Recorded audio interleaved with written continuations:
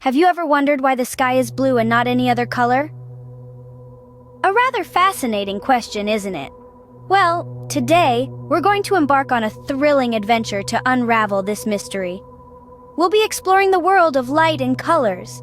You see, the sky isn't really blue. It just seems that way because of the way it interacts with sunlight. Picture sunlight as a huge, invisible rainbow filled with all sorts of colors. When it hits our sky, it scatters, and the blue part of this rainbow reaches our eyes the most. It's like the sky has a favorite color to wear, and it chose blue. But there's a lot more to this story, and we're just getting started. So, buckle up for an exciting journey into the world of light, colors, and our captivating blue sky. By the end of this video, you'll know why the sky loves to wear its favorite blue outfit. Did you know that light is like an invisible rainbow? Yes, you heard it right. Just like a rainbow, light is made up of many different colors, even though we often think of it as being just plain white. Imagine a piano. Now, if you press one key, you get a single note, right? But if you press all the keys together, you get a loud, full sound. Light works in a similar way. When you see a beam of light, it's like all the keys or colors are being pressed together to make one big note or color, which is white. You might be wondering, but how do we know this? Well, a clever man named Isaac Newton discovered this hundreds of years ago. He used a prism, a special kind of glass, to split a beam of light into different colors. Just like how you can break down a song into individual notes, Newton broke down light into its notes or colors. Now imagine you're at a disco party. When the DJ turns on the disco lights, you see many different colors swirling around the room, right? That's because the disco light is a bit like a prism. It's splitting the white light into all its different colors: red, orange, yellow, green, blue, indigo, and violet. And just like at a party, each color has its own personality. Red light waves are like the chill guests at the party. They're longer and more laid back. On the other hand, violet light waves are the life of the party. They're shorter and move around more quickly. So next time you switch on a light or see a beam of sunlight, remember it's not just white. It's a fun, colorful party of light. Each color comes together just like all the guests at a party to create the white light that we see. So, light isn't just white, it's a party of colors. Now let's take a journey with sunlight as it travels to Earth. It all begins around 93 million miles away, in the heart of our dazzling sun. Here, in the solar furnace, the sunlight we know and love is born. This light, a stream of energy-packed particles called photons, then embarks on an incredible journey through space. Imagine sunlight as a swarm of energetic bees buzzing out from the sun in all directions. These light bees zip through space at a whopping speed of 186,000 miles per second. That's so fast that even in the vast expanse of space, it only takes them about 8.5 minutes to reach our planet. Yes, the sunlight you feel on your skin during a sunny day started its journey only 8.5 minutes ago. As these photons reach Earth, they encounter a formidable barrier, our atmosphere. Like a protective shield, the atmosphere is made up of layers of gases, tiny water droplets, and dust particles. And this is where the magic happens.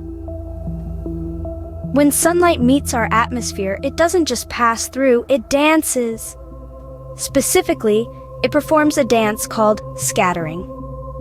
This is where our sunlight's journey gets a bit bumpy.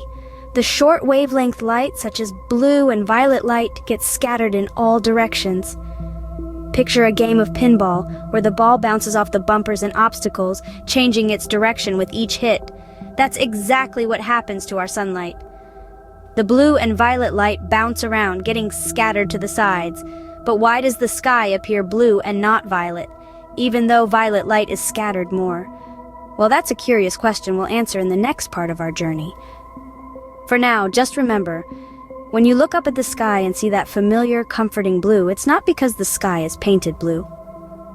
So the blue color we see isn't the sky's color, but rather sunlight having a fun dance with our atmosphere.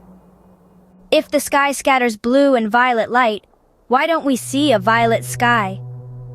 That's an excellent question, and the answer lies in the way our eyes perceive color and how sunlight interacts with the Earth's atmosphere. You see, sunlight, when it reaches our atmosphere, gets scattered in all directions by the tiny molecules of air. This scattering affects shorter wavelengths of light, like blue and violet, more than longer wavelengths, like red and yellow. That's why, when you look up at the sky, it's not a rainbow of colors, but mostly blue. But wait, you might ask, if violet light is scattered even more than blue, shouldn't the sky look violet? Well, that's where our eyes come into play. The human eye is not equally sensitive to all colors of light. We are more sensitive to some colors and less to others. And as it turns out, our eyes are more sensitive to blue light than violet. But that's not the only reason. The sun itself plays a part too. Even though sunlight contains all colors, it doesn't emit all colors with the same intensity.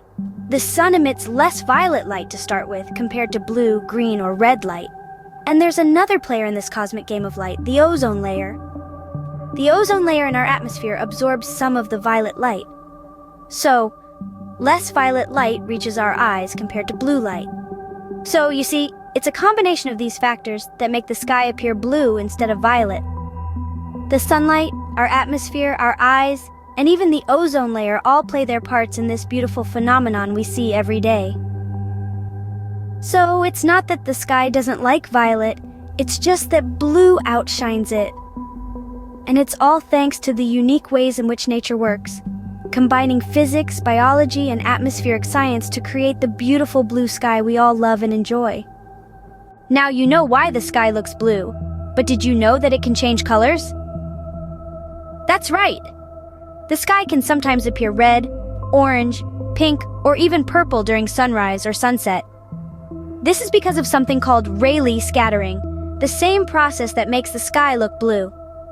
But during sunrise and sunset, the sunlight has to travel through more of the Earth's atmosphere, which scatters the shorter blue and green wavelengths and allows the longer wavelengths like red, orange, and yellow to reach your eyes. Have you ever noticed how the colors of the sunset can be different from one day to the next? This is because the amount and type of particles in the atmosphere can change, affecting the colors we see. More particles generally mean more scattering and more vibrant colors. Here's a fun fact for you. Did you know that the sky isn't blue everywhere? From space, the sky looks black because there's no atmosphere to scatter the sunlight. Astronauts aboard the International Space Station see a black sky, even when the sun is shining. This is because without an atmosphere, there's nothing to scatter the light and create color. But don't worry, you don't need to go to space to see a black sky. You can see it from Earth, too. On a clear night away from city lights, you can see a sky full of stars.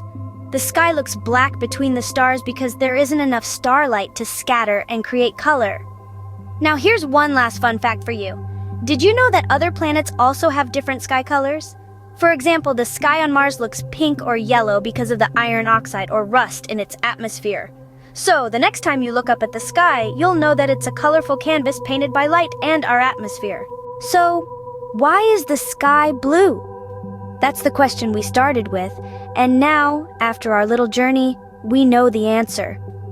It's all because of sunlight and the way it interacts with our atmosphere. Remember how we talked about light being an invisible rainbow? The sunlight, when it reaches our atmosphere, gets scattered in different directions. But not all colors scatter equally. This process is known as Rayleigh scattering, named after the scientist Lord Rayleigh who first studied it. In Rayleigh scattering, colors like blue and violet get scattered more than other colors like red or yellow. Because our eyes are more sensitive to blue light, and because sunlight reaches us in the morning and evening when it's less violet, the sky appears blue to us. So the next time someone asks you why the sky is blue, you'll have the answer at your fingertips.